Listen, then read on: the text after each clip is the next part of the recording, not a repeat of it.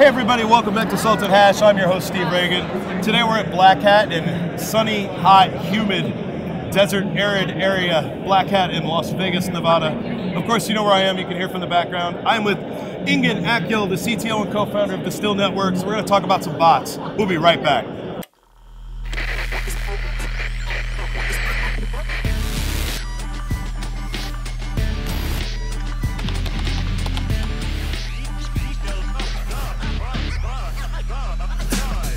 All right, well, welcome back. How are you? How is your show?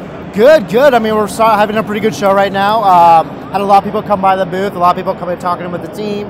We also hosted a Black Hat party last night, which is pretty extravagant. I think we had over 1,000 people kind of show up, drop in, and see the show that we had going on. So it's been a good week so far. Good. I'm glad to hear that. That's awesome. Normally we don't get this kind of detail. So it was a good party turnout. You're having obviously good booth turnout. Yeah. You can't see it because it's behind the camera, but when we got here, there's actually a crowd of people around the booth, so we kind of had to fight our way in. It's pretty funny. We did try to get the smallest booth possible. You did, and they hid it from us really well. It was a scavenger hunt to get over here. So, real quick, earlier this year, we were talking about all kinds of things you guys are up to, and you were doing some research. So let's start there. Tell me about the latest research you guys have got coming out and what's going on. Yeah, I mean, so we actually recently published like two kind of big reports that a lot of people have been interested in. One was talking about mobile applications and how bots have been using mobile applications to attack websites and get data. And the other one was about account takeover attacks specifically, and how bots were being used to actually proliferate and do account takeover attacks against websites with logins, paywalls, and otherwise restricted content behind accounts. And so that was the one actually that really, really interested me, the account takeover. So when you were looking at that, what are some cherry stats from that the report you put out with account takeovers that stand out to you? What are some things that made you step back for a moment?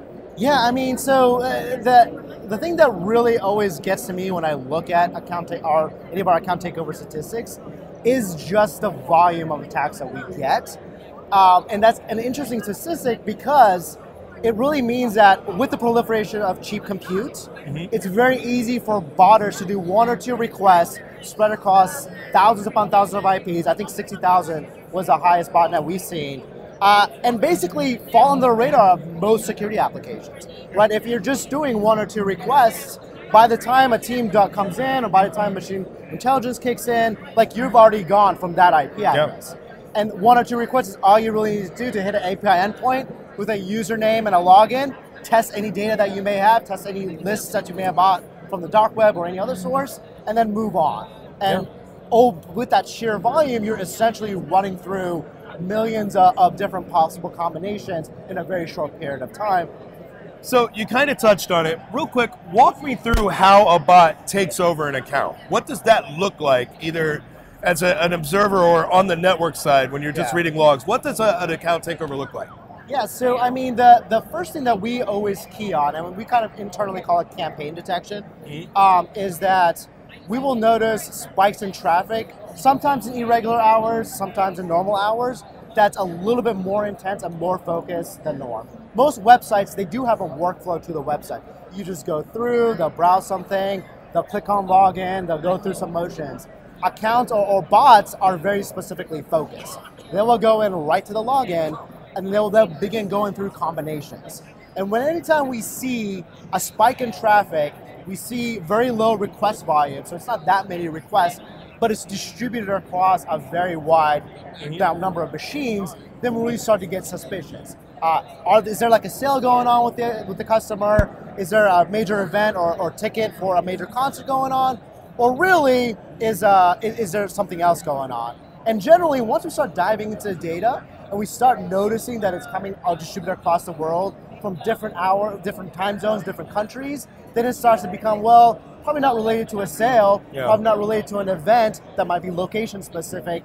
Maybe there's something else going on here. And as we dive in further, we start looking at some of the signatures, like did they run JavaScript? Are they hitting the API directly, or did they browse here? Is there a refer? We start looking at some of these signatures, we start to get a better picture of what's going on. So then, with that considered, what are some things that developers or web administrators can do to lessen the risk of a bot takeover or exposure to these types of attacks?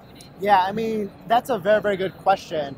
With distributed botnets and the fact that you can get larger and larger botnets for a very cheap amount of money, the traditional ways of stopping that are starting to kind of fall behind.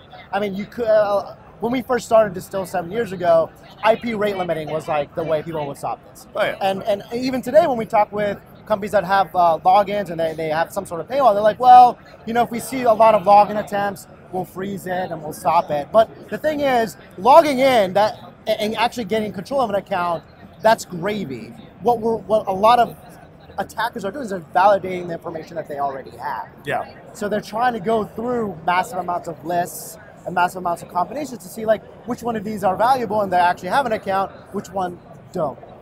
The best methods that we've kind of seen to help slow this down usually actually involves adding things to the site that requires the browser to do more than just load the page and then send a post with the information. Things like JavaScript inspection or JavaScript challenges. We do JavaScript challenges where we force the browser to actually do a hash algorithm in the background, kind of slows things down. And also fingerprinting the actual connection coming in so that we can see that if it's like, hey, if it's a full-grown browser, well, that's one higher tier of advanced bot. It's not just running a script somewhere. It's actually trying to emulate a browser. And then if in that emulation, did they use a VM image? Yeah. So are the signatures similar across a lot of things? And I think that for developers that have that capability of doing that type of signature, that type of fingerprinting, looking for the botnets that have similar characteristics, maybe the JavaScript data that they're posting back, the screen resolution, some of the screen properties are all similar. That's kind of like key tell signs that there's some organized attack going on. Excellent. Well, listen, thanks for taking the time to talk to us. I appreciate it.